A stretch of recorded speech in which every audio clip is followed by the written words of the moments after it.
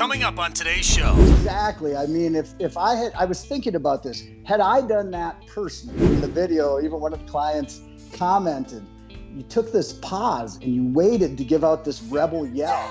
And I don't give out that yell very often, but when I do, something special is happening. And the whole screen lights up. It's like the bass dropping at the club, and the whole screen just starts moving. Broadcasting from the Tasman Lake Lodge studios, this is the Finding Fins Fishing Podcast. How much direction are you getting from the governor? It generates something like $2.4 billion. I don't know, maybe you didn't want me to tell the story on the show, but I'm going to tell it anyway. I knew you were going to go there. Walleyes relating to deep mud where there's schools of bait fish.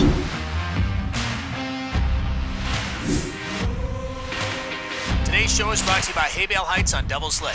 Visit haybaleheights.com for more. By Tasman Lake Lodge in Northwest Saskatchewan. For trophy lake trout and northern pike, go to tasmanlake.com. And by Lake of the Woods Tourism. Plan your trip to Lake of the Woods at lakeofthewoodsmn.com. Now we're going to talk to Jason Durham from the Go Fish Guide Service around the Park Rapids area. Jason, how's it going? It's going great. I tell you what, Brett, I just got off the water. Like, I literally ran into the house. You and I had been in communication, but one of the very few days up here this year that I've had to deal with weather and the challenge of weather. And as a fishing guide, you know, that throws off your entire schedule. So we had planned to talk a little bit earlier, and it was a beautiful afternoon, as perfect conditions as you could ever ask for. But I mean, I was running hot at the end, and I've got people swinging crappies into me. I'm cleaning fish in the boat, and they're still fishing. And I just kept, I kind of a little bit. I mean, I always want people to catch fish, but just a little bit. I wanted them to slow down so the capture part of it would stop, and I could finitely be done and get to chatting with you. Well, as a fishing guide, don't ever tell people you want your guests to slow down on the catching. No. I'd never do that. But the one thing is, to being a fishing guide, is that there's limits within our state of Minnesota. Sure. And they're very liberal. Okay. And there's a big difference between what is legal and what is ethical. And for what they needed, we were at that point. There you So go. it was okay. It was okay to come to that number of fish that we had and say, we're good. Well, I appreciate the dedication of wrapping the day up quickly so you could come be on the show today. I appreciate that. It's dedication. I wouldn't say we wrapped it up quickly by any means. I was just a little bit late to the office here. So no worries. I'm glad it was a good day on the water, man. It's been you're up around that Park Rapids area. I'm down by Lac Parle. It's been so hot down here, and we've had some storms recently too. And you know, I've been blown off the water a couple of times lately. There's been days where I looked outside, and I'm not guiding, of course. I just want to fish. I'm like, you know what? I don't want to be out there today. You know, and we actually did film a segment for Prairie Sportsman last week, and it was on Thursday of last week, prior to the 4th of July weekend. It was so hot. The water temperature, Jason, was 86 degrees out there that day. And I didn't wear sunscreen. And I'm a big proponent of wearing sunscreen, but we were fishing for trout. And Jason, you know this. Especially when you're fishing for something as finicky as a trout species can be, you try to stack all the odds in your favor as much as possible. So I try to eliminate bug spray from the boat. I try not to use bug spray, and I try not to use sunscreen so much. So I was like, well, I'll just get out there and we'll catch a couple fish quick, and then I'll slather on the sunscreen, you know, after we get some good fish on camera. Well, let's just say we fished for 7 hours, and by the first fish we brought in the boat was after 6.5 hours of being out there in mid 90 degree temperatures. And so I'm peeling a little bit still from that trip out there. Well, what I envision when you're describing all of this to me is that scene from A River Runs Through It, where he takes the guy fishing and he's hung over, and, you know, the guy doesn't have sunscreen. He just gets burned, his legs and his arms and everything. We all know, living in Minnesota, that in the summer, there is that point. It usually comes once a year where you get burned so badly that it is painful to sleep. And it's a good reminder to apply the sunblock and everything. And, you know, I've been doing this so long, and you have too, that you know better. I know. But sometimes you make that mistake. I've made the mistake plenty of times. I've been really diligent this year about sun protection. And Talking about that heat, boy, that is just brutal to fish in. When you get out there at 7 o'clock in the morning, it's already high humidity and no wind. And that's a big difference. A couple weeks ago, we had a string of 90-degree days, and really our water temperature didn't change at all because we had 30-mile-an-hour winds. So all that water is mixing together, that cooler water from out in the deep. But this week, we had an increase of about 9 degrees in, I don't know, the last probably 8 days or so. So when you're talking about chasing and predicting what a cold-blooded animal is going to do, and you've changed its environment all around it and its temperature, you're going to have a few days where the fishing is definitely a little off. The analogy that I always use for others is, when your core temperature changes just a few degrees, we don't feel like eating. We don't feel like going out and exercising. You're pretty sluggish. Same thing happens to fish. And sometimes it's just a matter of finding a different body of water to target or just waiting a couple days until things cool down a bit. But I feel like eating all the time, and I don't like working out all the time. So I don't know if I just have my thermostat set too high or what. But and Jason, I want to talk more about fishing in conditions like this when it's as hot as it is. But I just want to back up 1 second because I don't know if it's because I'm getting older or what, but I'm becoming more and more concerned about just taking care of myself despite wanting to eat all the time and not working out. But when it comes to, say, hunting, I'm a big proponent of wearing hearing protection all the time and finding ways to still be able to hear what you're doing and protect your hearing because you don't get that hearing back. And my dad has had bouts of melanoma. So when it comes to being out there and exposure in the sun, if I don't wear sunscreen, or my dad wants me to wear a big hat with a big wide brim all the way around on it, if I don't, he lets me know and he doesn't stop, and for good reason. So I wear the long sleeves, the lighter shirts with the long sleeves as much as possible, and I will use sunscreen the majority of the time. And it's funny, I remember when I started to get into the fishing industry, the business side of things a little bit more, and you'd go to different events, you could always pick out who the fishing guides were because they all had the sunglass lines, the sunglass tan line. Yeah, for sure. It looks like they're wearing sunglasses even when they're not. Right. One thing for me, I don't wear sunglasses in the boat a lot. I do at times for sure, just for eye protection, and that's a big thing, avoiding hooks and things like that. But that safety part of it too, I'll give you an example. We don't use a lot of crankbaits. We simply don't. And part of it does go back to that safety aspect of things, where when you're handling fish that are aggressive and you've got a lot of hooks flying around, eye protection is a must, protecting your hands. I mean, I'm so blessed. I've been guiding for 28 years. I've never had a hook buried in me, knock on wood, and I hope that never happens. And it will one day. But then talking about the sun too, and just being diligent about sunblock, and like I've got the shirt I wore guiding today that not only does it protect you from the sun's long sleeve and everything, and I have some with hoods, but that it helps cool you too. The technology and the materials that they use now can help wick away the moisture, but you have to be aware of that too, because you're always losing, hydration.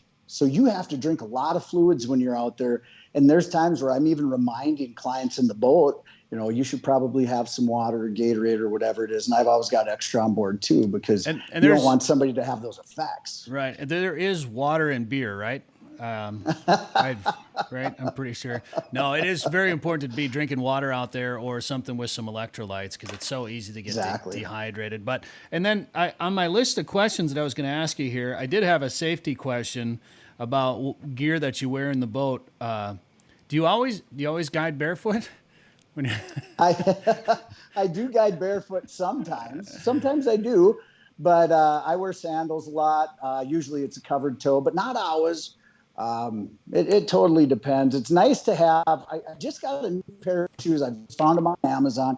I have no clue what brand they are. It's not a name brand, but it's a water shoe. And remember years ago, like when we were kids, they would have water shoes that you could wear in salt water, and it almost looked more like a sock. Mm-hmm. Well, now those shoes look more like a tennis shoe, but they're mesh. It helps a lot with biting black flies, for instance, but you can walk in the water, and they've got good drains on them and everything. I did have one time really interesting thing happened to me. I was guiding for northerns and muskies, and we had caught a lot of northern pike that day.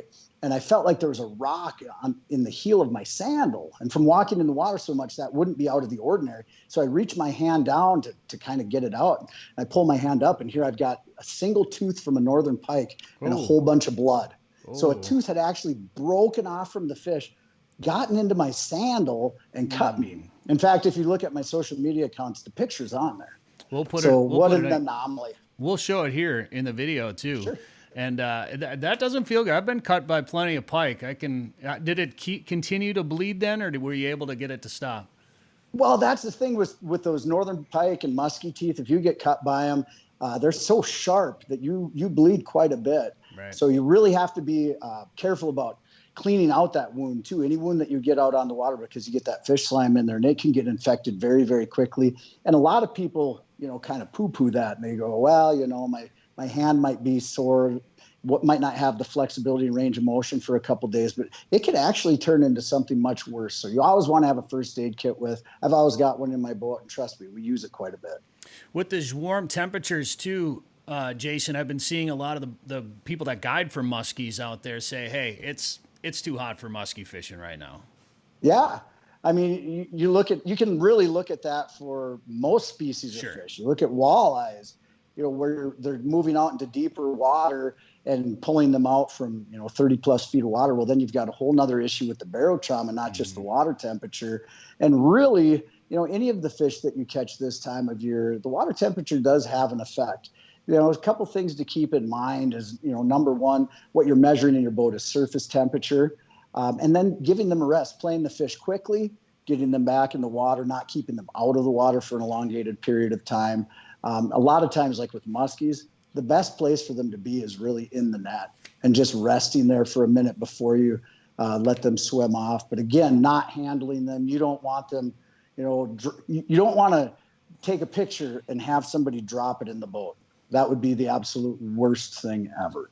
So, yeah. we're not going hard on deep walleyes right now. We're not going hard on, muskies in this hot weather, but it'd be, everyone's going to complain about Mille Lacs being closed anyway, but this closure is probably really good for it this year based on how hot it is right now. It really is, because you're going to see a lot of mortality because of those factors. Yeah, well, we could dedicate a whole different show to that topic, and we'll save that for another day. But let's go back to muskies a little bit, because we shared a video on the Sporting Journal Radio Facebook page of a pretty interesting muskie encounter that you had recently. Absolutely unbelievable. So a lot of times when we go out and fish muskies, when clients want to fish muskies, sometimes they want to do the traditional, giant lures and heavy equipment, and we don't always do that.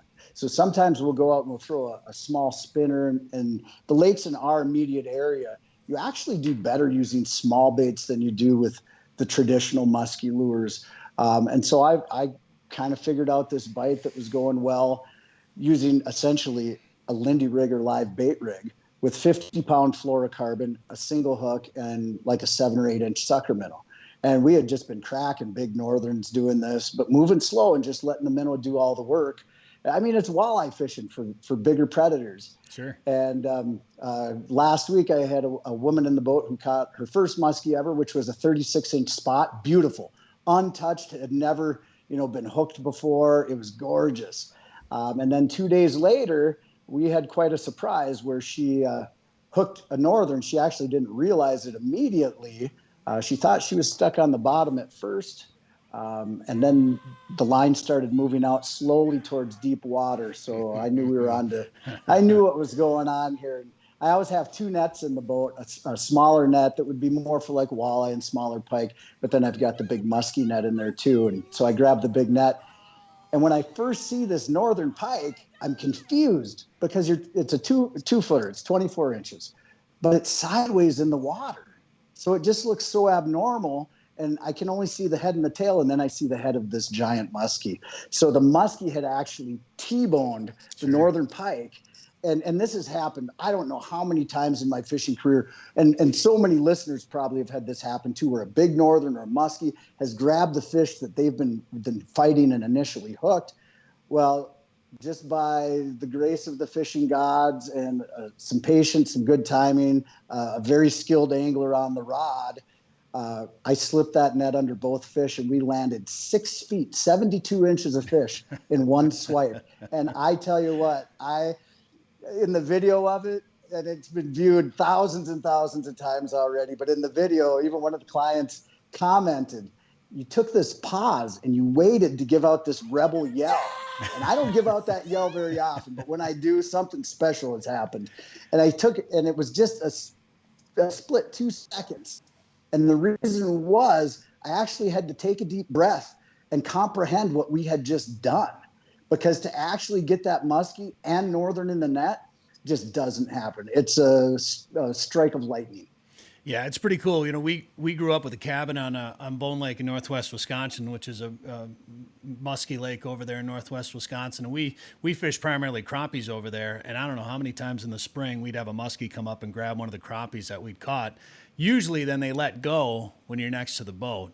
I think maybe one time one of the guys netted one, was able to put it in the boat, but usually they let it go when you get it to the boat. But that's pretty exciting, especially on crappie gear, to be able to fight a muskie for a while like that. And I've seen it up in Saskatchewan, up at Tasman up there a couple of years ago. I think one of the guys caught a small northern, and then I think it was like a 46-incher came up and would not let go, and they ended up putting it in the net and landing both fish. So that's an amazing experience. Especially with a client like that, Jason. Right, exactly. I mean, if I was thinking about this, had I done that personally by myself, that would have been one thing to go and tell people about it. To have her son jump up in the bow and capture this all on video, that was absolutely unbelievable. And again, you were talking about the warm water and everything. We got such a fast shot of that fish, that specimen, 48-inch muskie, 24-inch, just over 24-inch pike. And I wouldn't let the client hold the fish. A lot of times when we catch muskies, I don't let the client hold the fish. Number one, because you don't want that fish, dropped on the floor, and protection for the fish, but also for protection for the angler. We're talking about not only sun protection, but there's fish protection too. And they are so strong that if you've got a hand under them and they thrash one time, I mean, you can wreck your digits really, really fast. And I've had that happen. Anybody that fishes muskies and big pike, they've had it happen at some point. And it's definitely something you want to avoid. That's a tough one, and that's an important point to bring up. And up at Tasman, again, up in Saskatchewan, a lot of times that's our policy where we'll hold the fish, or the guides will hold the fish for the clients. And a couple of times the clients are like, hey, man, I want a picture of myself holding that fish. And it's like, this is a 50-pound lake trout, at times, or, upper 40s-inch pike. They don't realize all the time just how hard it is to hold on. Those lake trout are so powerful. I mean, so are obviously big pike and muskie, but those big, chunky, fat, girthy lake trout, holding one up, the dead weight itself can be difficult. But once they start flexing their muscles a little bit, it's important to know how to hold a fish like that. Well, the great thing is that, you'll have all these, especially social media, people that are critiquing every photo. Yeah. Oh, you're holding your arms out, you're holding it close to the camera. When you get a big fish like that, you can't. There is no choice to hold it out to the camera because it's just not physically possible. I've argued with people about that. Oh, you're holding it way up for the camera. I'm like, it's 50 pounds, man. I'm not strong enough to hold it out that far. No, get a 60-inch sturgeon and you're not long arming it towards the camera, that's for sure. Right. Man, I'll tell you what, though, I grew up with crappies and bass and pike, and kind of into walleyes mostly now, for the most part here in Minnesota anyway. But anytime I go north, it's trout, and particularly lake trout, or if I can get up into Saskatchewan and get up into those big pike. And I'm a freak about it now just because how aggressive those fish are. We've caught some of those big lake trout, and they'll try to regurgitate a fish as you bring them up, and you'll pull, a 20-inch fish out of this thing, and it just ate it, and then it went and hit a 6-inch crankbait, or bigger, or we've got some 15-inch savage baits, or whatever they are that we've used up there. Those fish are so aggressive. Sometimes, I'm setting you up here, Jason. Sometimes I think you could just put a plain hook down on the bottom of the lake down there and catch yourself a northern pike. We were talking about firsts for this year. I've had so many firsts this year. I mean, from this week, catching a Barbie rod. We caught the same pike 4 times in one day. I thought the week prior, where we caught the same largemouth 3 times in 1 week, I thought that was a big deal until we catch the same pike 4 times in one day. But when I'm demonstrating to the clients how to use a live bait rig, and we're walleye fishing at the time, I drop it down with no bait on the hook. And we're talking about a small, number 4 hook and just an 1/8 ounce weight. I drop it down to demonstrate how to put the line in your finger, how when you get a bite, you let it out. And I lift up my rod and I've got a fish on. And so I start fighting this thing and the people go, "Yay, you got one." And I go, "No, this isn't supposed to happen like this." And here I caught a 27-inch northern with no bait, with just a plain hook. That's awesome. I've done that. People ask me too. People ask, they said, "Well, was it a painted hook? Was it red? Was it this? Maybe it emulated a bug." I don't know. The pike didn't tell me, but I'll tell you this: it was hook colored, and there was nothing on it. That's funny.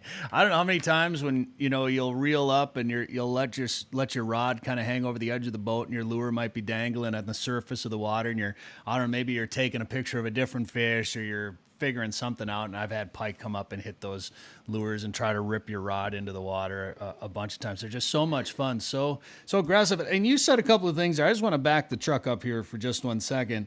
You caught a Barbie rod? Yeah, I didn't. The person in the boat did, but they're bringing in their line and they've got another line on there, which happens a lot. Sure.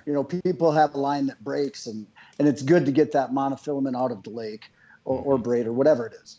And I said, "Well, keep pulling. Let's see if there's something on the end." And I was actually thinking maybe there's a fish on here. Right. But then he got to the small crappie jig and kept pulling, and here it was, a Barbie fishing rod. Some kid is on the shoreline crying. I know it. That they're crying because they lost their Barbie rod, and there's some parent that's upset because their $20 is gone. But I still have the rod. Kind of a special deal. Yeah, well, and I don't want to keep telling stories about Saskatchewan, but we had a guy last year caught line like that and was bringing it up. And let's see if I can remember. He snagged a branch, and there was line wrapped on the branch, and the line went off the branch, and then there was like a 35-pound lake trout or something still attached. So he reeled in the stick, which was attached to a fish. It was kind of a wild story. But let's get back to what you were talking about. You caught the same. What about catching the same bass a couple of times? How do you know it was the same fish? So I get asked that all the time when I say, "Well, we caught the same bass 3 times in 1 week." It was twice in one day, and then once 2 days later. And how would you be able to determine that it was the same fish? Well, it was blind in one eye, and when fish become blind in one of their eyes, or both of them even, there's a couple different ways that they can look. One might be really kind of milky. And one is kind of like, almost like how would I describe it? Imagine an egg that you're going to fry and you pricked the yolk and it kind of runs into the white of the egg. Sometimes the fish eyeball looks like that. That's exactly what it looked like, and it had a very defined black spot on its side. So it was really easy to tell. And then with the pike, it was kind of the same thing. It was a very easily identifiable mark on it. And then as we kept catching it, you could see the hook marks in its mouth and everything, which, somewhat indicates to me that lake, or maybe it wasn't even the lake. I was thinking that maybe the lake had a lack of forage, but maybe it was that the pike just really wasn't that good of a predator and was in a spot that really had no food. So as our baits come by, it goes, all right, this time is going to be the time that it's real. Fool me once. Yeah. All right. Pike, gosh, those fish are just so aggressive. They're so much fun. And, sometimes it doesn't matter what kind of lure you throw at them, but sometimes it's nice to take some of those lures that you got and you can do a little custom work to it. I see you've done some custom lure painting this year too, Jason. Yeah, custom lure painting. It's definitely, you can find that too on social media. I definitely don't go overboard. Boy, there are some incredible artists out there though that add some really detailed, imaging to those lures, and I don't go that far. A single red spot's going to do a lot. That's funny. So we did a segment for Prairie Sportsman a couple of years ago on the Twisted Sisters decoy carvers. Yeah. They, Oh yeah. They do paint decoys for spearing in the winter, and they had a theme for a lot of their decoys. They had a lot of dots, polka dots or dots or whatever, and you could see little dots on all their decoys. And I was like, wow, that's kind of their signature look, is all these dots. So I sat them down and I was asking them these in-depth questions, and we were getting serious and technical about their decoy carving abilities. And I said, well, I see all these dots. Why the dots? They said, because they're easy. Keep it simple. Yeah, makes sense. Keep it simple. Makes sense, and it's worked for them. Let's talk a little bit about fishing right now, Jason. I know you do a lot of fishing reports around that Park Rapids area on social media too. Give us a little fishing report right now. If people wanted to go out and say target crappies right now, what would you tell them? Well, we actually were crappie fishing this afternoon, and the bite was good. One of the big things with, I don't care what species that you're going after, so many people say, well, we got to get out there early in the morning or go, right when the sun's hitting the trees in the evening. You do see an increase in animal activity typically at those times, but not always. Our really good bite recently has been middle of the day. Really? And a lot of people have difficulty understanding, like, you can't, and they'll tell you, you can't go out on a lake when it's dead calm, 90 degrees on the week of the 4th of July, and you've got skiers going around and jet skis. You can't go out and catch walleyes, or else you have to go so deep that, you're going to be fishing 35 or 40 feet of water. That is not true. Not whatsoever. I can almost guarantee you that right around the 4th of July, and I could set my calendar to it, that I'm going to be able to go out in the middle of the day and fish relatively shallow water. And I'm talking like 8 to 10 feet of water, and right at noon, and catch walleyes. And it's because they're utilizing vegetation. And that's the big key. You've got the forage up there already. And so they're using the weed cover to protect them from the sun. And they are active and they are feeding. So most people gravitate towards deep water. They don't do well midday, and then they go, it's impossible.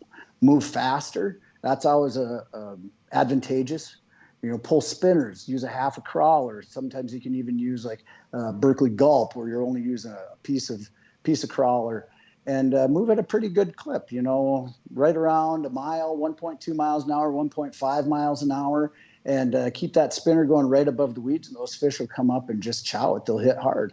So that's one thing you run into when you try to find those fish in the weeds, is you're constantly getting caught in those weeds. You just try to stay right above them. We do that, and then we also don't use a traditional type of sinker. We're using a bullet weight like you'd use for a Texas rigged worm, because it just moves through the weeds so much better. When I use that sinker, I always like to put a bead between the sinker and the swivel, just to protect that knot a little bit, because if you have even just a little jagged edge on that sinker, it can wear on your line over time. So that's helpful. But it scoots through those weeds really, really well. And you have to have the mindset too that you're going to catch weeds. You're simply going to catch weeds. That's the habitat that the fish are relative to, and you just pull them off and do it all over again. But also, you have to remember that you do want to take those weeds off. That if you feel extra weight on your rod, don't just go, it's probably, I don't think there is. Check it. Get them off of there. It's going to increase your odds exponentially. And the other thing is small fish. You're going to run into the sunfish. You're going to run into the rock bass. You're going to catch a lot of fish. You're going to go through a lot of bait if you're using night crawlers, live night crawlers, for instance. But you almost have to think of those small fish, those auxiliary fish, as weeds. That you just got to take them off and put them back in and keep going and do it again. I had Garrett Sphere on the show, I bet it's about a month or two ago now or so. And then we did some filming for Prairie Sportsman with him too, going after some of those big bluegills. You mentioned the liberal limits that we have here in Minnesota. How do you feel about this quality bluegill initiative? I think it's way overdue. I think it's imperative that we do this to protect some of those bigger fish. You hear people talking about it all the time, and in my career of angling, in my lifetime, I've seen many, many lakes that have had a huge decline in the overall size of just average size of those fish, and even what would be deemed, a keepable fish. But and part of it is our mindset years ago, where we went, okay, you got to have a fish that's 8, 10 ounces or even bigger than that. The bigger, the better, and the more that you can get, that's what your goal was every day. And now it's changed a lot, and it's shifting, understanding that conservation is so important and getting that genetic strain back and protecting some of those big fish. I got on a lake this spring that had a 5-fish limit already implemented on it. And those bluegills, I mean, to see the clients' faces as they pulled them in, they were like little kids again, because they remembered they had experienced that before. We were catching these giant, plate-sized bluegills. And even though, they've got that 5-fish limit and you can legally keep those big ones, me being there to coach them and saying, this is a really good one to put back. Let's put this one back. We can catch some smaller ones. Let's leave those big ones to let somebody else catch them and experience it, get that genetic strain, all of that. It's so important. It's just amazing, like when you're a kid, you fish for sunnies and bluegills, crappies, whatever. And then as I've gotten older, I still fish for crappies, but I just haven't gotten excited about bluegills. It just hasn't been something that I've said, yes, I need to go catch bluegills today.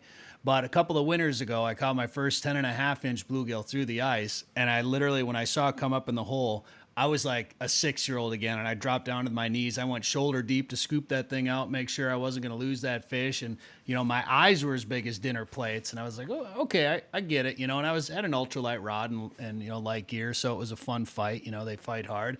And when we fished with Garrett, we didn't catch any 10-inchers, but we caught a lot around that 9-inch mark.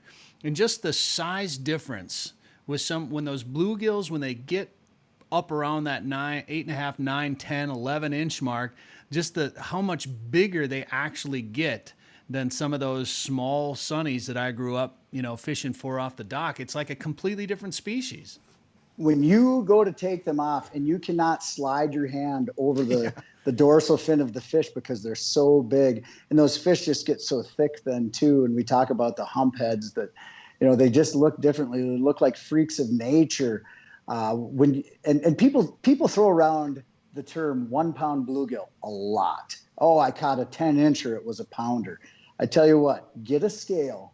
Like the one that I use, it's a postal scale. I got it from the post office, and it will weigh to a tenth of an ounce. A tenth of an ounce. Wow. So, you can really see exactly what that fish is going to weigh. And to break that pound mark is a big, big deal. But on the other hand, too, you don't have to know that.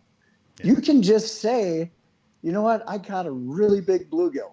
And we need to get more into that mindset, too, as anglers, that if somebody comes in and I'll give you an example. The other day at the public access, a guy had stopped me, and he was telling me about this lake that we were on that he had grown up on. And he had said, when I was a kid, I caught a 65-inch muskie on this lake. It would have beaten the state record.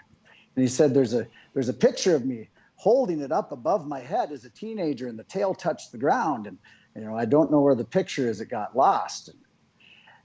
And you know what I said? I didn't say, nope. Got lost. Nope, that did not happen. That did not only because even as a teenager, you're not going to one-hand a 65-inch muskie above your head. That just, us talking about the weights of fish. But I could have just really chastised him over it. But I said, you know what? I bet that was a really nice fish that you caught. Yeah. And just acknowledge it. You don't have to be the judge and jury on this. When he goes, hey, I caught a big fish. Hey, I caught an 8-pound bass. You don't have to say, no, it wasn't an 8-pound bass. You can just say, I bet that was a really nice fish that you caught. Congratulations. That's a problem with social media these days. There's so much bickering about everything, whether it's fish sizes or politics or wearing masks. The nice thing about fishing in the summer on hot days, masks aren't political anymore. When you're in the boat, you can wear them and nobody argues with you about it.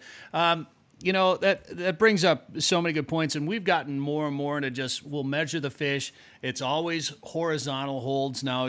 There's so much catch and release on the big fish. I think as anglers in general, we've gotten so much more educated maybe about taking care of these fish and the importance of protecting these resources. So there's still some education that needs to be done out there. The Quality Bluegill Initiative, I think, is a great start for some of those smaller panfish. And just, I fished for them my whole life, and I, never really targeting big ones, but I didn't really know how important it was to protect some of those big fish before I started talking to Garrett and some of these other guys about that. So there's definitely some more education that needs to be done, but I think we're on the right track. And you're obviously into education as a teacher. Do you get to take kids out as part of your curriculum there, Jason? Not really as part of the curriculum. I do fish education in my classroom, but it's a little difficult to do it because I teach kindergarten. Oh, yeah. And I've got typically, anywhere from 20 to 24 students in my class. For me to line up, let's say 22 kindergartners to go out fishing, that's a lot. If you've ever fished with a kindergartner or 5 or 6 year old before, just one is a lot. That's right. Okay? You need one of those fish ponds in the school, I think. Yeah, that'd be nice. But I do fish week every year, where we're talking every subject integrates fishing into it, because this is, kids up here, this is their heritage. Yeah. This is what they've grown up with. There are very few kids that I ever have come through class that haven't had some association with angling. So really it's taking that background knowledge that they already have and just expanding upon it. And it's not about trophy fish or anything like that. Sometimes it's telling a story about fishing. And that simple task for a kindergartner is very, very meaningful in terms of their education. Well, with more and more COVID-related activities going outdoors, maybe the classroom needs to be on a pontoon or a dock or somewhere where you can socially distance and still give some education. What's going on? You think you're going to be in a classroom again this fall, or what do you think's going to happen? I get asked that every day, but honestly, I do. The Minnesota Department of Education released a statement a couple weeks ago that I think a lot of people were looking for a lot more validity in it in terms of what actually was going to happen in the fall. It really told us what we already know, and that is we're either going to be in the classroom, distance learning, or a combination of the two. We already knew that. Did you do some distance learning with kindergartners? How did that work? We did tons of it. That was every day. I'm so fortunate in the district that I teach in, Nevis School District number 308, which is also the school that I attended as a kid, grew up in and graduated from, that now, being one of those role models in that district, so blessed. But we have a really good education program, really great academics. We've got one-to-one devices for every kid in our school. Oh, cool. Even starting in pre-kindergarten. So we sent home in the elementary iPads, and the high schoolers have Chromebooks, and we knew that they needed that to learn. So we knew that there's going to be some loss with this, that we would have devices that would get broken or damaged. In the end, there are actually fewer devices broken and damaged than had the kids been in school. Because if they're in school and they're transporting it, even in my classroom, just from, say, their storage cubby to their seat, if they drop it, they're dropping it on a tile floor. If they're out in the hallway, it's a terrazzo floor. If they drop it at home, it's on the carpet. So really, it wasn't as bad as anybody had predicted in terms of that. Student participation was really good. Did a lot of screen time like you and I are right now, but I would have one kindergartner, two kindergartners. We'd do class meetings several times a week. Probably my favorite incident from all of this was one of my very first Zoom meetings, and I was reluctant to use it until they started using the password. Then I was totally okay with it, and password protecting those meetings. But I had a student that announced to us, he said, hey, we're remodeling my bedroom. And I said, that's a great vocabulary word. What does remodel mean? And he shared with us, we're painting the walls, and I'm getting a new bed. So it was one of the later Zoom meetings that he says, Mr. Durham, I wanted to announce to the class, I'm Zooming from my new bed. And you could see his bedroom had been redone and everything. Well, anyway, it was right around Easter. We were doing a unit on bunnies. Kindergarten, yep, we're learning about bunnies right around Easter. And I had this game they were going to play where I had a magician's hat. And I had all of these sight words that were laminated on construction paper. And I pulled a word out of the hat, and the kids would simply have to read it. But if I pulled the word poof out, they had to jump up and down like a bunny. As adults, we go, it's pretty simple. For kindergartners, it's like, yeah, let's do this. So I pull out some sight words and I pull the first word poof. And what does the student start doing? He starts jumping up and down on his bed. So I address it right away. And I say, hey, I just want you to make sure that you're being safe. That's our number one school rule, school-wide. Be safe. It's all encompassing, covers a lot. I said, I want you to make sure you're being safe and that your parents are okay with you jumping up and down on your bed. And you see 18 kindergartners, the light bulb go off in their head and they take off running for their bedrooms because they all want to jump up and down on their beds. So now it's so funny because I'm pulling the sight words and these kids have their faces glued to the iPad, is the look. And then I pull poof and the whole screen lights up. It's like the bass dropping at the club and the whole screen just starts moving with these 5 and 6 year olds jumping up and down on their beds and laughing and smiling. And I tell you what, for anybody that was working or teaching or learning from home to just see that sight, there's no way you couldn't smile or laugh witnessing that. That's great. That's great. All right. Well, before we let you go here, Jason, we've got to do something. Now, you maybe saw it. I recently just put out our last show with Darren Amundson of Fish Donkey.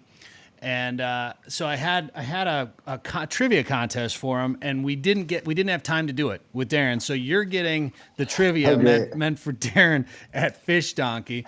So this is more than you ever wanted to know about donkeys, Jason. I was hoping it wasn't geography or something like that, because I'm terrible at that.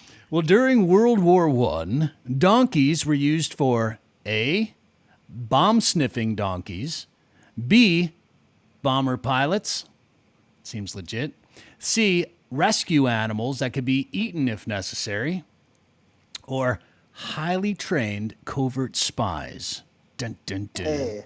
More than you want. You're saying A? Yep. I'm going to give you a hint. It's not A. Well, let's we're definitely not going with B. Then I'm going to go with the one where they could be eaten. That is correct answer. They were rescue animals that could be eaten if necessary. More than you Brett, ever... have you eaten donkey before? I have not, but I'm assuming I've eaten horse because I've had a lot of fast food in my life. So I wouldn't be surprised if I've had something in that family. Have you eaten donkey? You kind of No, but I tell you what, there's a tortilla chip that they've got at the grocery store here that are called donkey chips. They're unbelievable. Really? Yeah. All right. Well, more than you ever wanted to know about donkeys. There you go, Jason Durham. Hey, where can people find you if they want to jump in a boat with you and have you take them out for crappie fishing or walleyes or something? Easiest thing, I could give you my phone number, but you're not going to write it down. You're going to forget it anyway. I'll put it on the screen thing, right here, too. Oh, you can do that. It's area code 218-252-2278. Of course, you can find me online. It's go-fish-guides.com, or you can just Google it, Park Rapids Area Fishing Guides. I'm going to come up. Of course, find me and follow me on social media. There's always something going on. Here's what I don't do on social media, on Instagram or Facebook. I don't post anything political. We don't talk about religion. The only thing I'm not going to post what I ate for dinner. How about that? What I am going to put up there is something that's amazing, something that's funny, something that's going to make somebody smile, because, just kindness and a good attitude, a good heart, everybody should experience that and feel that every day. So you're not going to find a bunch of trivial tripe on there.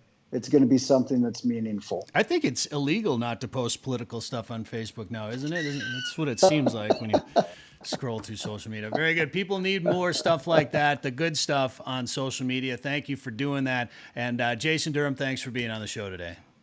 Hey, thanks for having me on, Brett. Always a delight.